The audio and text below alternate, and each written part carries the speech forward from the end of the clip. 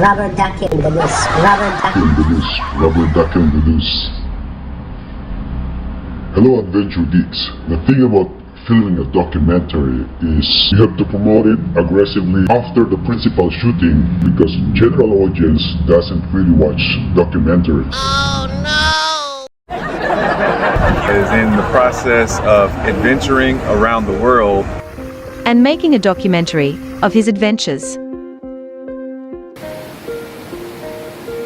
And also trying outdoor activities everywhere. And for some reason, he wears a character mask. So yun nga, nakamask siya. May mask din naman siya.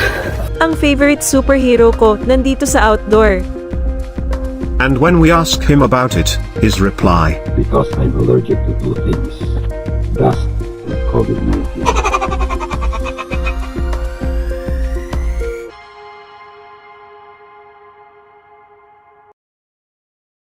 The only time they watch documentary is when they are really interested in the subject. Otherwise, you have to entice them, tease them about your story in order for them to watch. As you can see, we have our camera setup here with a nice lighting. Wow! So here I am in our backroom studio to film some videos for our promotional campaign.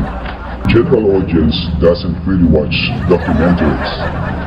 And on the side here, you could see our state-of-the-art recording device so that you can record clearly for this promotion. And we got this white wall in the background so that you can change the background for the post-production. So yeah, promoting movies is a hassle, especially now that I currently have lots of reconstruction in the cave. But anyway, you gotta do what you gotta do. Hello everyone, thank you for coming here today.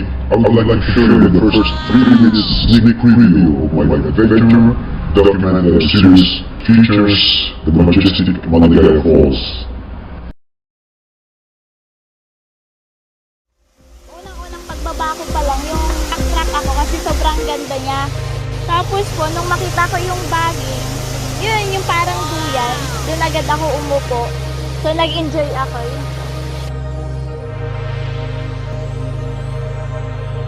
Bakit nakilala yung sinasabi nila na infinity pool. Doon po nag-start na parang nagkaroon na nag-boom sa social media. It's very surprising to me that there are lots of amazing places here that we never been before. One of them is this falls.